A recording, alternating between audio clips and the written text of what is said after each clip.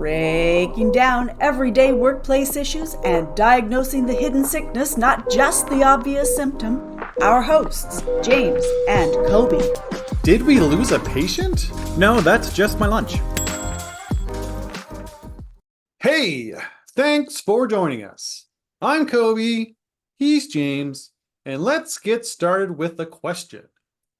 What are common stumbling blocks to business growth? Yeah, there are 5 kind of truths that we've identified and coined that cause significant damage to a client's ability to grow. We often use these terms with clients to help describe how the situation that they're facing, it can be identified. And if it can be identified, then it can be resolved with targeted interventions. Now, two of these 5 ideas that we've coined, we've talked about in the past. The technical founder paradox and the fragile grip principle. Both really important to understand how they impact business growth. But there are 3 others that I think are important to talk about, to define, and to address if we want our companies to continue to grow sustainably.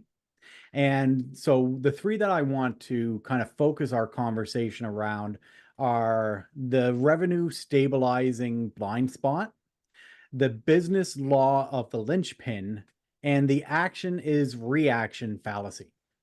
And I think if we spend the majority of our time talking about those 3 ideas, then we can really dig into what are these stumbling blocks and how do they impact business growth. Yeah, we find, like, I guess, so again, these are 5 things that we have, just 5 trends that we've seen in all the work we've done with businesses over the years.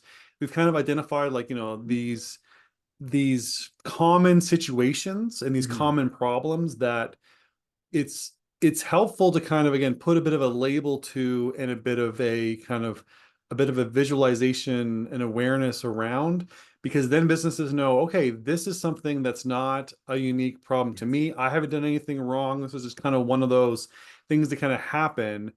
And we kind of got here organically, but more importantly, there's a way out of this. There are processes and strategies that have worked in the past that will hopefully work for me. Yeah. So, well, one thing that you said is really important to reiterate, that it removes blame, right? By identifying the situations and identifying how they impact a lot of different businesses, it removes blame from any one person, as it's not a mistake that we need to correct you. It's a situation that we find ourselves in that we can work through together. Yeah, exactly. And so that's why, again, like, when we kind of identify, we had these things that we always kind of saw, and we kind of had these kind of casual names for, but they were like, well, let's actually, like, put some, let's put a name and definition behind it. So it becomes a bit of an awareness tool for the organization. And then we can be more formalized and more, methodical and intentional in how we address them.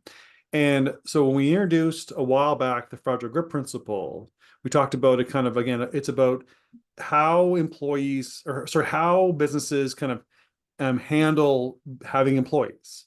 And when we talked about the technical founder paradox, like, kind of at the end of in the last season, it was about kind of what happens with leadership skills, or the skills that leaders or founders kind of have and in their business.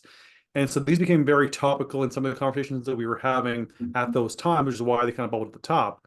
But now we're like, you know what? These are things that we talk about with our partners and our clients, and they really find them helpful to go, okay, I can visualize that. Oh, I see that's the problem we're running into. So we're just, by having these terms, and the definitions are kind of all in the show notes, it really does make it easier for people to really kind of identify, okay, this is a problem now that we've seen it, and now we've got a better handle on it. We can actually start to resolve it, which is really kind of the point of them.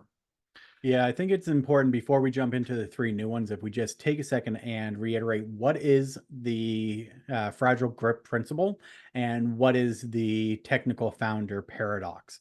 And we can get those done and then jump into the meat of what we want to discuss.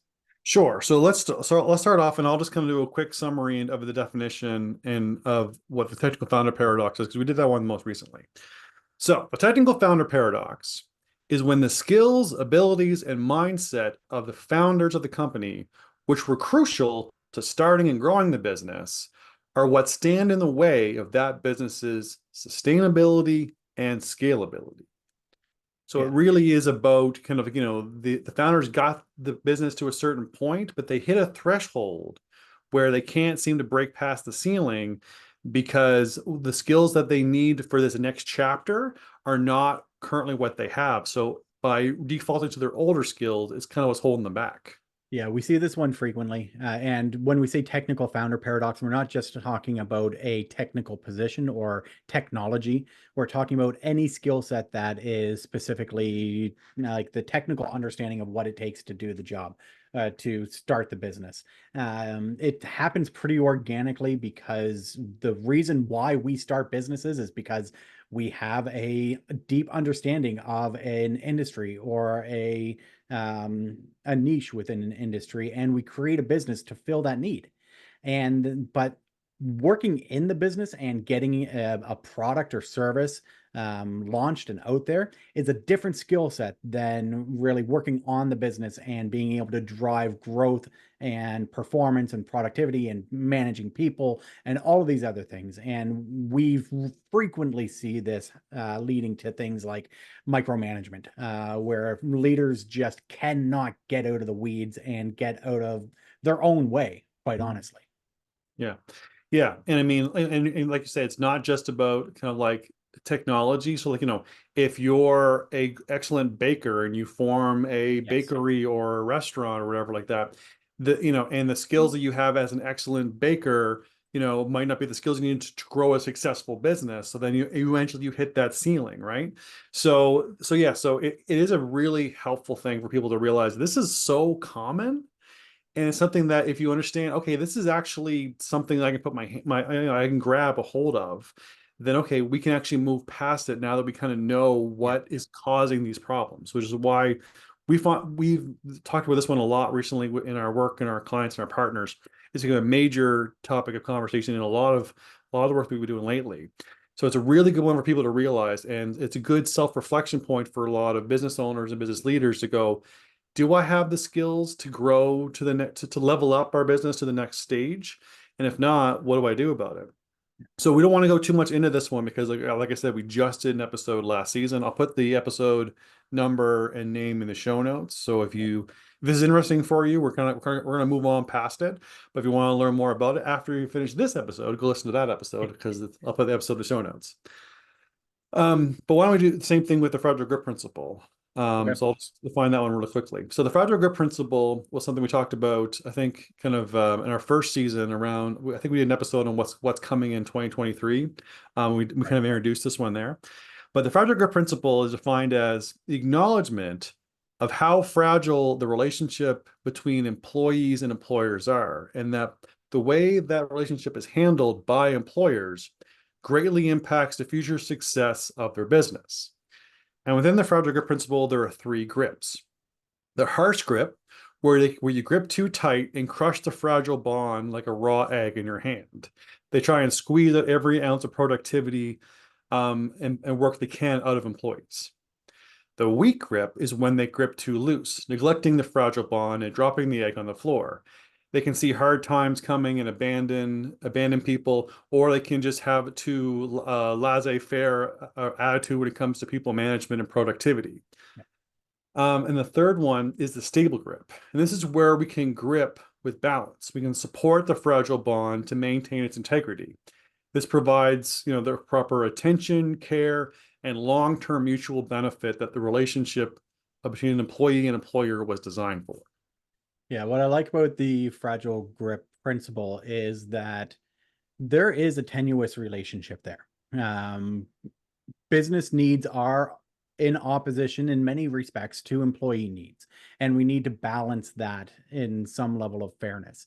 The harsh grip is pretty easy to understand. It's a classical authoritarian leadership or style where you're really just trying to milk every ounce of productivity out of people and you essentially squeeze the life out of them. The weak grip is something that's interesting. We've seen it actually play out in a number of different ways.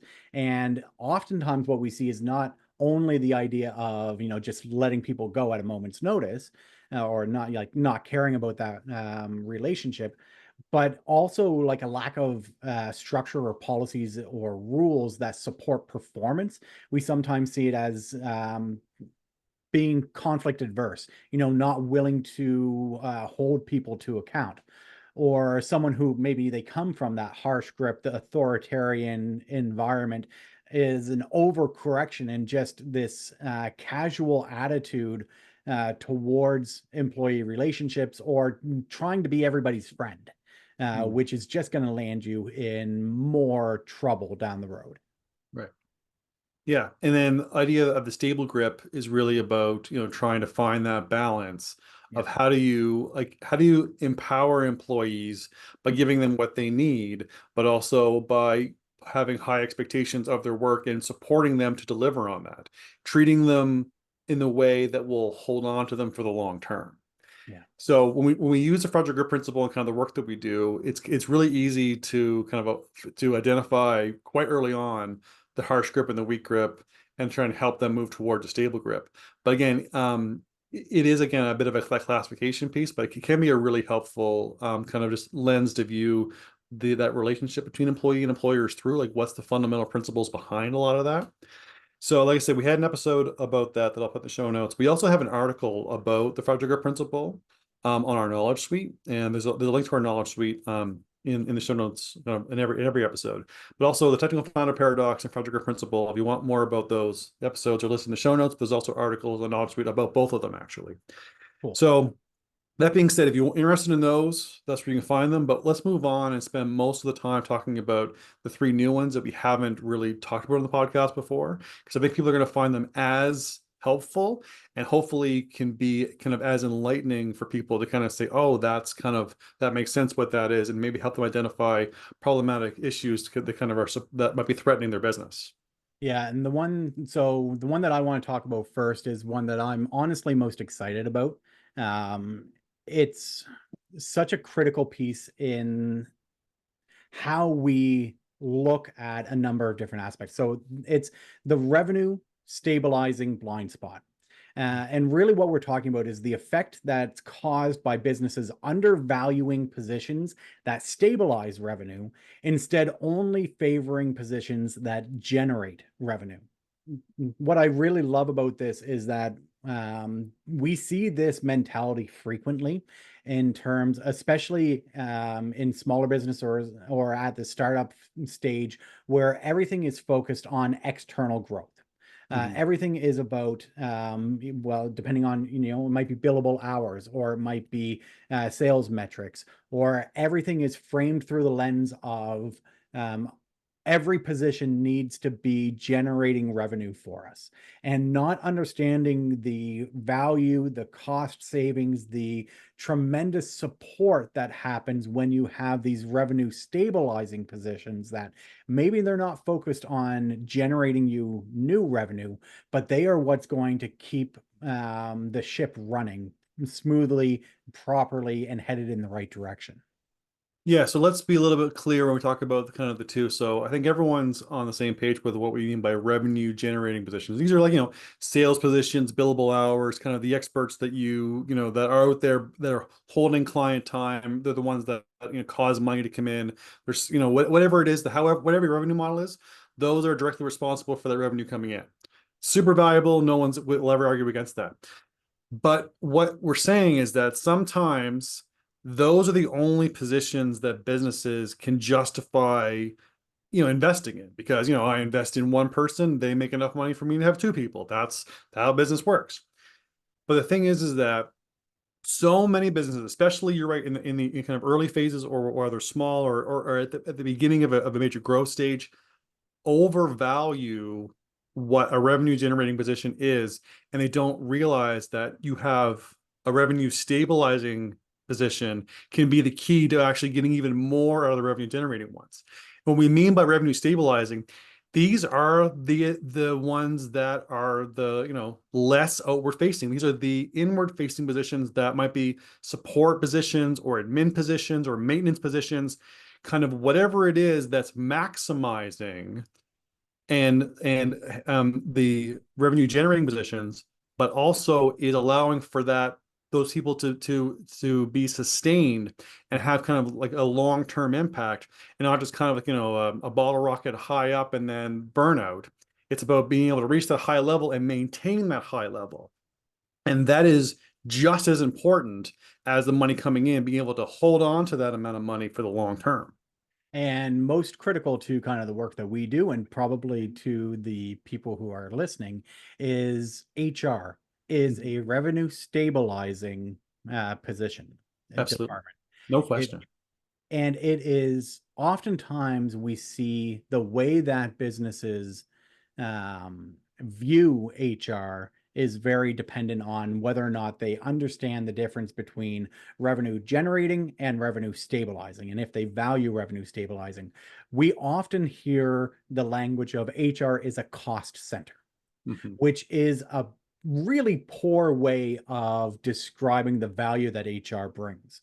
But HR as a revenue stabilizing center gets to a better gets to the heart of what strategic HR management does, and how if we invest in not only ensuring that we are legally compliant, but ensuring that we have progressive HR strategies, that we are focusing on retaining our people, that we are building, that we're using our hierarchy, right? That we're focusing on removing job dissatisfaction and building psychological safety, inclusion, engagement. These things will not only stabilize your revenue, it will make it easier for your revenue generating positions to perform better.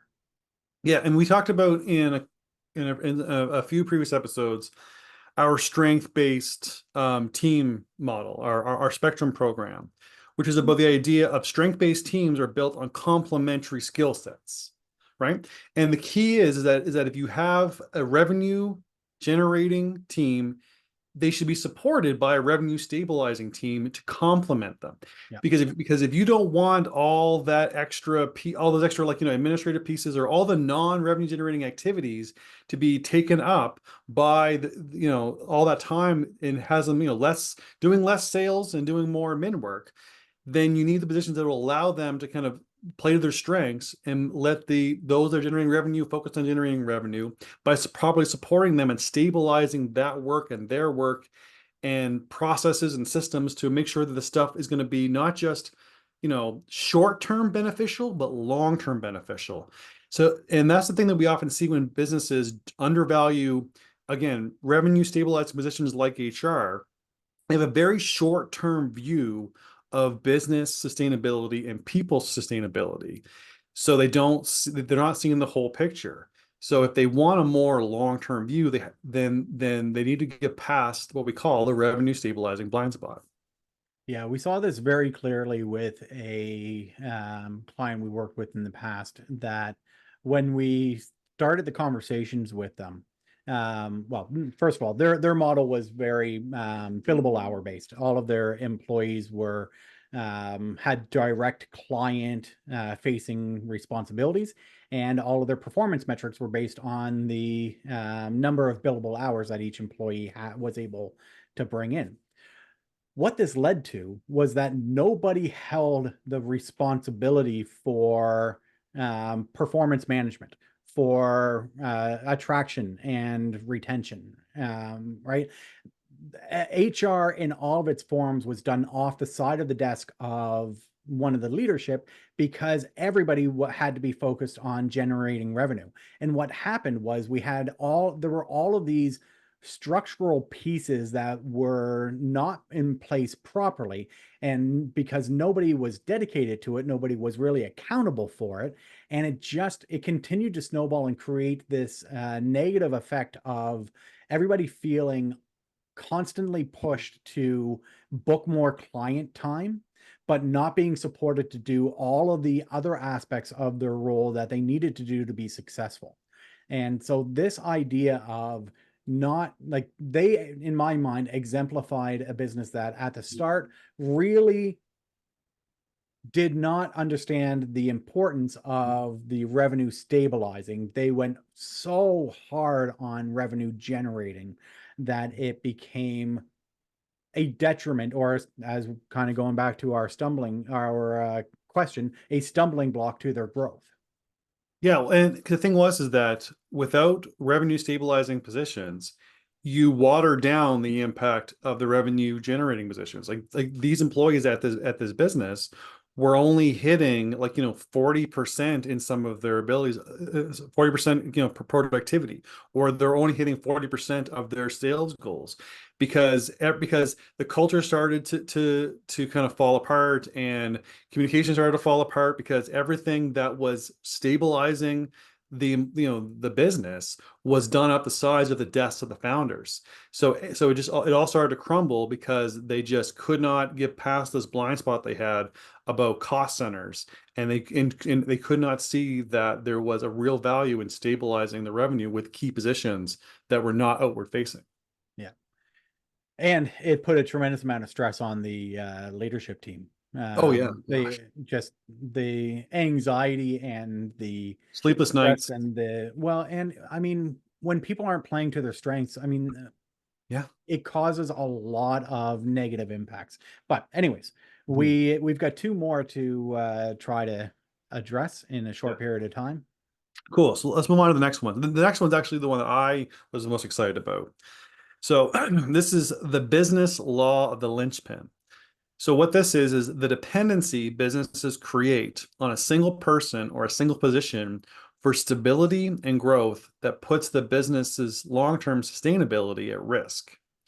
Now, what this whole thing is about is the idea of even when things are going great for a business, sometimes we have these natural kind of organic successes coming from a key person, or often it's a key person, where we lucked in to the talent and the versatility that this person has, that we're hitting great success just because we have this great person that kind of came fully formed and being this great success. But we've done nothing to protect or ensure or create contingencies around making sure that they're going to always be there, right? So it's the idea of creating linchpins, like key elements that if that person or that position were to be gone, it would create a domino effect that could potentially take the business down. Or it's the idea of our success is built on a house of cards, and if that key card falls, then the business could fall itself. And again, we see linchpins in often very successful businesses where everything is going great. We can identify a linchpin. But we also see it a lot because sometimes we get brought into businesses after a crisis, and the crisis is usually because something happened to the linchpin. Yeah, I mean, there's a few examples that pop into my head immediately talking about this. One is with a client who, honestly, they experienced phenomenal growth in their sales over a pretty short period of time. Almost doubling their monthly sales revenue, and in large part, the success was due to one person. One key employee who was just carrying the weight of the success of that company. And which is an amazing, to have that type of asset in your business is phenomenal. But one of the things that we had to really talk about early is, how are you protecting that person? What happens, God forbid, if they get hit by a truck, Or they get offered they're incredibly successful. What if they get offered a new position with one of your competitors? What are you doing to protect the company, to protect that person in their role, but also ensure that they not only are they supported, but that that institutional knowledge and the processes and the support to ensure that if that person is removed, or even if you want to replicate that person and grow even faster, how do we do that? How do we put those supports and structures in place? It's not what I like about this one is that it's not always crisis point. Mhm. It's often a significant risk factor, Yes. and unfortunately, as you said, we sometimes get brought in after the fact because you are Mhm. more likely to address a problem once it blows up in your face for some reason. But what's interesting is kind of the other example that I think is really interesting here is a friend of mine who is a successful business owner. He owns three businesses within the related field. Each one of them independently is quite successful. They're, everybody has struggles with talent attraction and retention from time to time, but largely there's pretty low levels of job dissatisfaction, pretty low levels of employee turnover. People are pretty happy working there. Their clients are well served. It's honestly fairly well run, Mhm. and this person, although they have a very technical understanding, and that's why they got into this field, they from the beginning identified that they wanted to develop their own skills, and so they didn't kind of fall into that same technical founder paradox that we often see, but they are the linchpin. That Mhm. business owner, if anything were to happen, if they get sick or if they get burnt out, or if anything were to happen to that person, the livelihoods of dozens of people is at risk. Yeah. The business that he is trying to build generational and pass on to his kids is at risk if that person is not properly supported. He has turned himself into the linchpin of the company.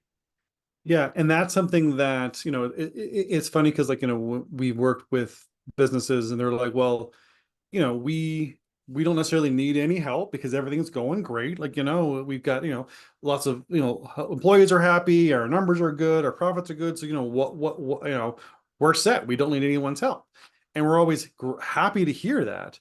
But we're always like, let's just do a quick check just to make sure that there's no risks and liabilities. And when we come across a situation where we have the law of the linchpin, we're like, do you not realize you have this massive area of risk that could take down the company quickly? Yeah. And you could have so many people could be out of business and it could just wreck everything because you didn't protect the asset. You didn't create consistent or redundancies or contingencies, or you didn't, because like one of the things that's so almost like a big indicator of the law of the linchpin is the success or the luck that you have by having this person in this position, that the business didn't make that happen intentionally. They didn't have a good hiring process that upskilled and onboarded and developed them and turned them into this asset. They just lucked into this You asset. found the unicorn. Exactly. And when you do that, that can be a huge indicator of the law of the linchpin, because if you can't replicate that, you don't have the internal infrastructure, contingencies, redundancies, whatever it is to make that standard operating procedure, Yeah. then you put yourself in the law of the linchpin, and it's going to hurt your sustainability. If anything happens to it, you're constantly at risk. Yeah. So it's one of those things where we just always caution people that even when everything's going great, it doesn't hurt just to give everything kind of a thorough look at for risk mitigation, because you don't want, everything you've built to fall apart because you weren't prepared. Essentially, it boils down to, is your business dependent on a person? If you've created that level of dependency, there's a very high probability that you've created a linchpin. Yeah. And a linchpin, when removed, will collapse the house of cards, whatever. You used Dominoes will another fall. analogy there too, Yeah. that I apparently wasn't paying attention to what you were saying. I said the dominoes will fall. Dominoes will fall. Yeah, But the other thing too is that so this is that's the big doom and gloom worst case scenario that's with true. linchpin. But there's also kind of some smaller linchpins that are more still damaging, but not so much, not so catastrophic. And we see this sometimes, and I'm sure people listening can relate to this. Sometimes we create a position where the IT person in our workplace, if we only have one, is a linchpin Hmm. Yeah. where where they are, they hold all of the information, the passwords, they're the only ones that can fix a problem, and they go on vacation and the servers go down and they're incommunicado. Then you have created this linchpin that's not going to tank your business, but it's certainly going to disrupt it significantly. Yeah. So sometimes linchpins are not as big and catastrophic. But it is important to, again, look at these areas of risk. And again, anyone that's familiar with risk mitigation and risk management, this is something that I'm sure, is not a new thing to them. No. But I do think it's something that, we need to look at this more, more intentionally in our business, and let this kind of be one of those, again, common stumbling blocks that businesses overlook when they're trying to build and grow, is just this idea of, of understanding and identifying linchpins so you can just protect yourself against them. Yeah, it's really kind of going back to ensuring that we have policies, processes, structures, and supports in place so that the success of our business isn't dependent on any one person. Right. Yeah, absolutely. And just, it's one of those things where, like, again, having people that can come in and build good processes and make standard operating procedures. Honestly, going in and what's funny is going in and stabilizing your revenue by having people that can Yeah. make sure you are protected is a vital way to protect yourself against linchpins. Yeah, Right? that's a good point. Yeah. All right, so let's move on to the last one. And this one is interesting too. So this is called the action is reaction fallacy. And what this is the mistaken mindset that the business can survive and grow by only reacting, that success can come without acting with strategic intent. And we see this idea, we see this happen a lot in workplaces that are, like, when we go into workplaces to address culture issues or HR issues, where the HR team is in every day is reaction mode. Every day is firefighter mode. Yeah. It is just going from one crisis to another. And that is a typical day. It sometimes is because, they can never get ahead, because it's almost like there's this fallacy of, well, isn't this what business is supposed to be? Isn't this reaction of Aren't we response? supposed to react to and resolve problems as they arise?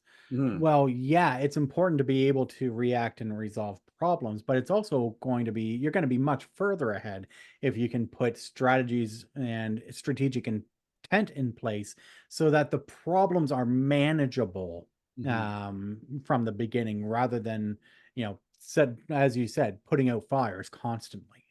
Yeah, because again, this is kind of when a lot of the leadership team, a lot of a lot of decision makers just kind of have this fallacy that the actions that they're supposed to take are inherently reactionary. It's almost like that's just their basic understanding is that by the things that they're supposed to do, the actions they're supposed to do are really more about responding to things rather than actually trying to get ahead of things. It's almost like foresight is something that they don't have time for, or they don't carve out the intentional Mhm. investment in. It's always about paying for things after, paying for things when you needed it yesterday, or this whole idea of just always being behind the eight ball is just because again, especially small businesses are often very chaotic. So it's not surprising that there's still a lot of reacting that happens, but the fallacy is if you think that's the way it's supposed to be, that's the fallacy. The actions you're supposed to take are all about reacting. That's a fallacy. Yeah. If you can't plan and you're not ever investing in foresight or investing in getting ahead or having any kind of intent or strategy behind what you do, then you're likely falling into this fallacy. Yeah, and I think the key is really around intent, right? Mm. Are you looking forward or are you navel gazing? Right? If we are constantly, it's also a vicious cycle. Once you get into this habit or this situation where you are constantly reacting to situations that come up, it's very hard to take a step back and lift your head up and look around. Right? Yeah. It's very, because all of your time is spent just responding to issue or challenge or problem after problem. Um, but if it is critically important in every aspect of the business, like as you said, we see this a lot in the way that people approach HR. It's kind of if this is their approach to HR, it's kind of indicative of how they approach many other aspects of their business. Right. But it's not only that case. It is so fundamental to be able to look forward at not just addressing the problem that's in front of us, but how do we resolve the issue that causes that problem to keep coming up? Mhm. Because if you're just continuously slapping a band-aid on things, finding a workaround that resolves the challenge for now, then you're never really getting at the heart of what caused these problems and being able to put strategic priorities around resolving those problems. Yeah. So one of the things that pops into my head when we think about this one is I remember we had a client that was a nonprofit a few years ago that they were a very progressive nonprofit, but they were really about responding to kind of opportunities as they came. Like they didn't really have a strategic plan to my knowledge or the way that they talked about it. It was more like they saw pots of funding, they chased a pot of funding. If they got it, then they had to figure out what they were going to do about it. And it was always this like this constantly chasing things and reacting to opportunities as they came, whether or not they had the ability, the internal talent, or the infrastructure just to actually complete these things, these funding products that they got, they were always in scramble mode. And the thing was that we saw them, this was kind of how they thought this was supposed to be. If there's funding, you chase it, then you figure out what you're going to do about it. That's the normal thing. And in a lot of nonprofits, that's not an unrealistic expectation for what you're supposed to do, but that's not the way it's supposed to be. You're supposed to have business plans, core operations. You could have a position or a department that does that, that does those As an opportunity. aspect of your business. Absolutely, but the whole business shouldn't operate that way. And this was the problem: was everything was scattered, everything was kind of all over the place, and they burned through employees like crazy because everything was so chaotic all the time. And it's a tough place because like if everything is always after the fact and you're kind of always waiting till it's too late to do something, it's really hard for people to feel a sense of productivity or satisfaction in their job. Yeah. It's almost like you go in, you fight all the fires you can that day, and that's a good day's work. And that's how you measure success, is by how busy you were, rather than how productive and how effective and how meaningful the work was. Yeah. And it's something that, especially in today's issues around, employee retention and attraction, the action is reaction fallacy that governs a lot of the mindset of a lot of business owners, leaders, and stuff like that, is a fundamental piece that's going to make it really hard for you to have a good talent acquisition strategy, because nobody wants to work in the kind of environment. Yeah, I like your nonprofit example, and I think an interesting parallel in private sector is the flavor of the month mentality. Yeah. And honestly, I'm probably going to get hate mail for it, but honestly, a lot of the AI garbage that's out in the marketplace now is exactly that. It's businesses that are chasing flavor of the month and trying to figure out, labeling new things as AI or trying to chase this new shiny object rather than creating a strategic intentional plan for product development and for market penetration. It's, ooh, this is a hot button topic. Let's relabel everything to be related to AI or to be related to whatever that flavor of the month ends up being. It causes, well, it's a chaos solution, right? Yes, absolutely. No, you're right. And that whole bandwagon jumping Yeah. approach to that is you're right, is a very big warning sign of the action is reaction fallacy. And it's something that, again, we're because like, especially because we're trying to trying to grab attention on social media, trying to stay relevant, trying to this, trying to that. Yeah. If you're just trying to get reactions from people, then and you think that is what you're supposed to be doing, that is the fallacy right there, right? Now, the big thing is for a lot of these is that what do you do about it, right? Mm-hmm. And we don't really have the time to really get into the answers. We're going to give you the problem and then we're going to walk away. but no, like this is often a lot of the work that we do is we try and help resolve a lot of these issues. But if I give you a kind of a high level where the solutions come from, they really do kind of come from good, like, again, a good strategic approaches. Like, because again, we see these mostly through the lens of the HR realm, people operations, because that's just the realm we work in. But like Yep. when we work with other experts in like, operations or in, customer experience or whatever it is, these things are just as relevant there as they are in the people operations realm that we operate in.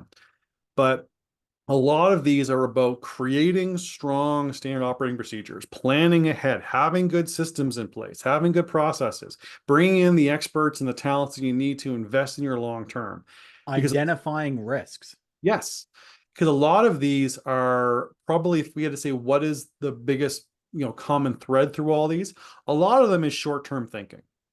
A Yeah. lot of them is just thinking, well, this is what I have to do to get through today, or this is, what we need for right now, and not taking a step back outside of the chaos of every day and going, what is going to be best for us in the medium and long term? How do we invest in securing our sustainability and our stability, I guess, is really going to be about that. And understanding that we have to get past some of these blind spots. We have to be more intentional in mitigating our risk. We have to be more strategic in our intent, the work that we do. We have to treat the relationship we have with people kind of with more intention, and we need to be able to look at our own skills and abilities as owners and founders to look at how do we make sure that we can be successful in the long term and not just try and make myself as comfortable in my comfort zone as I can in the short term. So really, I think it is about looking at having someone that can come in with an objective view to kind of say, here's the problem you're running into. It's not your fault. It's not because you're a bad business leader or whatever like that, or your company's doomed. It's you made kind of a common you fell over a common stumbling block, but there are systems and processes that can improve it. You just have to be willing to make them happen. Yeah, I one of the things, just to reiterate, like being able to put a label on things, to be able to, it makes it more tangible and removes that accusatory piece. So if you are an HR professional, or you're somebody who wants to identify and resolve these issues within your organization, maybe these labels, these frameworks will help you to talk about it with some intent, since we're kind of on that theme, but talk about it in a way that removes the idea that, Johnny, this is your problem because you didn't do X, Y, and Z. Well, no, it's actually, here's a common issue that has a label that can be resolved, that we, for whatever reason, find ourselves in. Let's identify it so that we can address it and so that we can move on. Yeah. So it'd be really interesting for you listening. There's a send us a message option in the show notes. I'm asking you right now if you could kind of take a look at these definitions and say, are any of these in your workplace? Just you can just type it in and send it to us as a message, because we see these in the work that we do, but we would love to kind of get an idea about kind of how, what are some of the common ones that are out there. And this is just a great way to do that. And we would suggest you can send us a text message. It'll come up as a text message on your phone. We can't respond to it because of the system, the messaging system that we have through the podcast.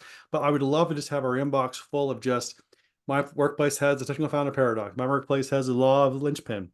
Just to kind of get an idea about, one, are these landing with you? Yeah. But also, what do you see most often? I mean, you might see some, you might see none. You can tell us about a current job or a past job, but I would love to just get the kind of response about, are these something that you have seen? And again, if you have any questions about it, let us know, and we can't respond to it, but we can talk about it in an upcoming episode. Unless you give us your contact information, then we'd be happy to respond to you. Absolutely, yes. And while you're in our show notes, check out our mailing list for our newsletter, because we're we want to have a great engagement with people and provide more content resources. Maybe we'll build this into an infographic and make these available to people and send them out through our next newsletter. Yeah, that would be helpful. I think if we can nail this down and give people a cheat sheet to identify and resolve. Yeah, so sign up for the newsletters to get access to that infographic and that cheat sheet, so you can have these available to you to kind of help you kind of maybe look at your workplace with a different perspective, and also again, maybe have more intention in the way that you look at kind of the long-term viability of your workplace. Cool. So yeah, so I think I'll just do a quick summary. Sure. Anything else you want to add before I do? No, I think I'm good. Let's hit the highlights. All right. So what are the common stumbling blocks to business growth? Well, we've kind of coined and developed these truths that we call the 5 threatening truths of business. So the first one is the technical founder paradox, which is, with the skills and abilities and mindset of founders, which are crucial to starting and growing a business, are what stand in the way of the business's sustainability and scalability. Big area, but trying to improve how the founders and leaders, the skills that they have to bring the business to the next level. Next was the fragile grip principle, the acknowledgement of how the fragile relationship is handled between employers and employees, and how it's handled by employers greatly impacts the future success of their business. Within that principle is the harsh grip, where we grip too tight, the weak grip, where we grip too loose, and the stable grip, where we grip with balance. And the way that we hold on to that fragile relationship can really define how we retain and attract employees, both now and in the future. Next is a revenue stabilizing blind spot, the effect caused by businesses undervaluing positions that stabilize revenue, instead only favoring positions that generate revenue. So this is about understanding that roles like HR and admin and support positions and maintenance positions add a huge value to your business by stabilizing your profit areas and your growth, to make sure that you're not just successful in the short term, but you can be successful in the long term and stabilize that success. Then there's the business law of the Linchpin, the dependency businesses create on a single person or position for stability and growth that puts that business's sustainability at risk.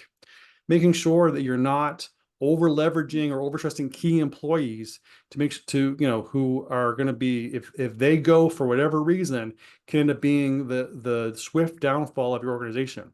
Not building a business that's really just a house of cards, but when you hit that key card, the whole thing collapses.